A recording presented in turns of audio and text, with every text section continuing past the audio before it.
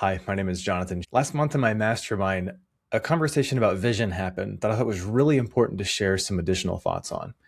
When we talk about vision at Shealy Executive Consulting, we talk about direction. Where are we headed? What is the picture like of the future? And how are we going to get there?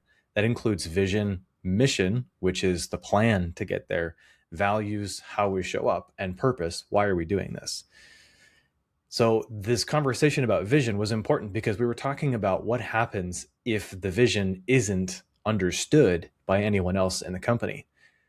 And I think there are three issues that happen when this is the case. So first of all, if a leader doesn't have a vision to share, they think it's overrated, it's not going to attract dedicated employees. People who like to see vision will be attracted to the kind of companies that have one.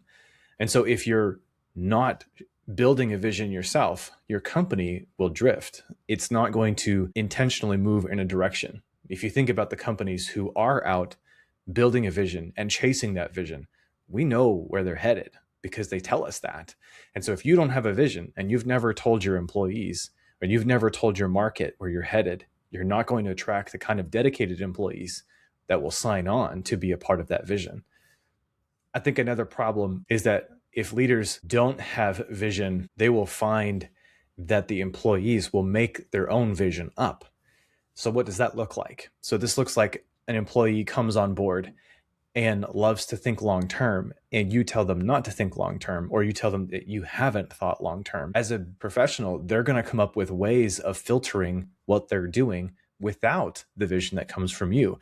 And so even if you don't have one, your high performing employees will craft one, and that articulation will not be the same as your vision if you were to articulate it. You could have an employee who's doing 30% a work that you wouldn't even want them to do, but because you've never told them what you want them to do and where you want to take the company, they're just working really hard to get to the vision that they've created for the company. And then probably the ultimate issue is if you craft a vision, you have it very clearly articulated somewhere, but you never share it, you'll actually lose employees' trust.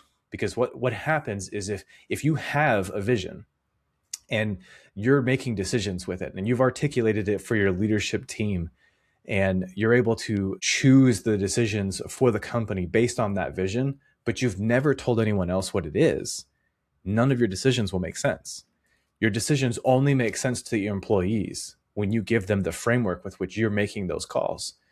So you could unintentionally be losing the employees that are actually the ones who are carrying out the vision that you have for your company.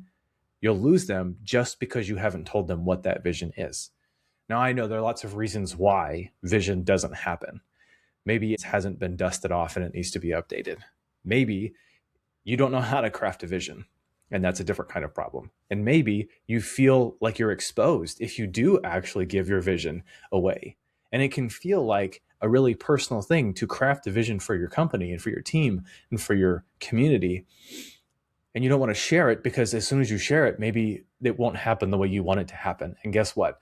None of these reasons are a good reason to not have an articulated vision. So I thought it was a good reminder from my mastermind session that if you do want to take your business to the legacy status, you're going to have to craft a vision. And if you're going to craft a vision, you have to communicate it to other people, because if you don't, you'll lose your company.